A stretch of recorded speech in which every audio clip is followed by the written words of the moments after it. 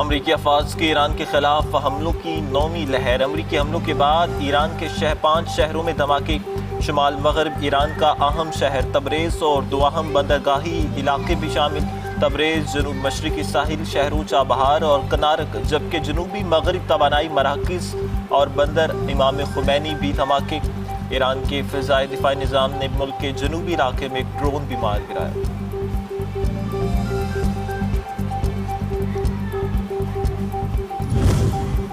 امریکی فوجیوں کو مارنے کے جواب میں ہم نے آج ایران پر شدید حملہ کیا۔ صدر ٹرمپ کی میڈیا سے گفتگو۔ جو فوجی مارے گئے وہ اس مقصد کے لیے لڑ رہے تھے کہ ایران ایٹمی ہتھیار حاصل نہ کر سکے۔ فوجیوں کی ہلاکتوں پر ہمیں بہت افسوس ہوا۔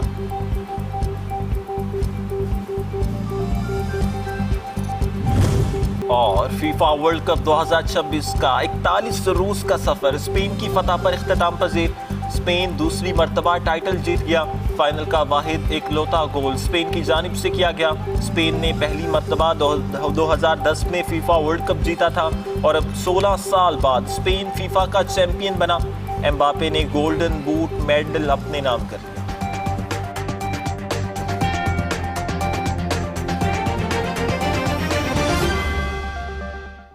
طالبان رجیم کی ناقص اقتصادی پالیسیز کے باعث افغانستان معاشی تباہی کے دہانے پر پہنچ گیا۔ قابض طالبان رجیم میں افغانستان میں غربت، بھوک اور افلاس نے سنگین صورتحال اختیار کر لی ہے، جبکہ مفلوج نظام حکومت اور معیشت کی تباہی سے افغانستان ایک ناکام ریاست کی تصویر پیش کر رہا ہے۔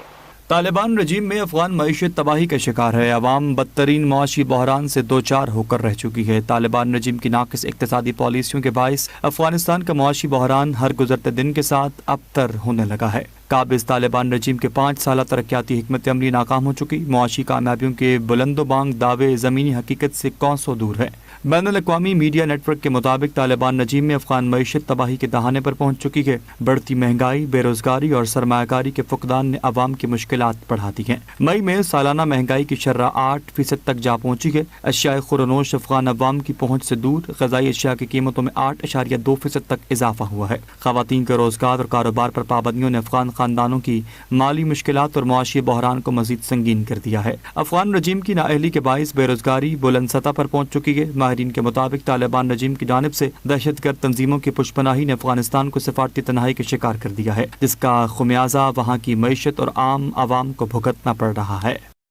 پاکستان علاقائی تجارت کا مرکز بننے کی طرف گامزن ہے۔ پاکستان وسطی ایشیائی ریاستوں کو گوادر اور کراچی بندرگاہ سے منسلک کر کے علاقائی تجارت کا مرکز بننے کے لیے فعال اقدامات کر رہا ہے۔ آذربائیجان کی میڈیا کے مطابق ازبکستان نے پاکستان تک رسائی کے لیے افغانستان کو بائی پاس کرتے ہوئے نئے تجارتی کوریڈورز کا استعمال شروع کر دیا۔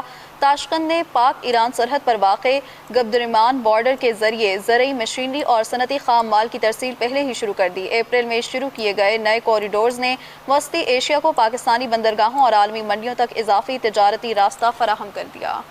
وزیر اعظم ٹاسک فورس برائے بحری اصلاحات کی کاوشوں سے پورٹ قاسم اور پپری یارڈ کے ذریعے لاجسٹکس نظام کو مزید مضبوط بنایا جا رہا ہے۔ پورٹ قاسم کی ڈریجنگ مکمل، جبکہ دیگر بندرگاہوں کی ڈریجنگ کے اقدامات تیز کیے گئے۔ وزیر اعظم کی ہدایت پر کراچی پورٹ تا پپری ریلوے لنک کی بحالی کا منصوبہ مکمل کیا گیا۔ NLC اور پاکستان ریلوے کے تعاون سے پپری ریلوے لنک کی بحالی سے بندرگاہ اور اندرون ملک کارگو ترسیل مزید مؤثر بنائی گئی۔ کراچی پورٹ سے پورٹ قاسم اور پپری ریلوے یارڈ تک بارد زمینی رابطہ اور ریل پر مشتمل ملٹی ماڈل لاجسٹک نظام کو فروغ دیا جا رہا ہے۔ پورٹ قاسم کے صنعتی زون میں انفراسٹرکچر کی تیز رفتار ترقی، سخت نگرانی اور تھرڈ پارٹی آڈٹ کے اقدامات مکمل کیے گئے۔